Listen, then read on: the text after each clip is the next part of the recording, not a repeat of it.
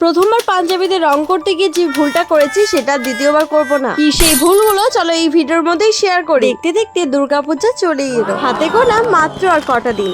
ইতিমধ্যে সবার হয়তো কেনাকাটাও শুরু হয়ে গিয়েছে। আরে বেশ কয়েক বছর ধরে হাতে আঁকা পাঞ্জাবি খুব ট্রেন্ডে চলছে। এমনিতে তো ধুতি পাঞ্জাবি বাঙালিদের ঐতিহ্য, তাই এই পাঞ্জাবির ওপরেই যদি হয় হাতের তৈরি নকশা তাহলে তো আর কথাই নেই। অবশ্যই প্রথমবার যে আমি পাঞ্জাবিতে নকশা করছি সেরকমটা ঠিক না, এর আগেও একবার করেছি যেটা আমার চ্যানেলে পোস্ট আছে অলরেডি। তো চলো সেই ভুলগুলো কি সেটা তোমাদের সাথেও শেয়ার করি যাতে তোমরা এই ভুলগুলো আর না করো। প্রথমত জামা কাপড়ে রং করার জন্য দরকার ফেব্রিক কালার, বাট সেটা যদি না থাকে তোমরা অ্যাক্রিলিক কালারও ইউজ করতে পারো। বাট কালারকে মিক্সড করার জন্য বা গাঢ় রঙকে পাতলা করার জন্য যে জলটা আমি প্রথমবার ইউজ করেছি সেটা একদমই করা চলবে না, তার বদলে ইউজ করতে হবে মিডিয়াম। কোনো কাপড়ে যদি জল মিশিয়ে রং করো তাহলে দেখবে রংটা ঘেটে গেছে, বাট তুমি যদি জলের পরিবর্তে সঠিক পরিমাণে মিডিয়াম ইউজ করো তাহলে বেশি দিন স্টে করবে আর ঘাঁটবেও না।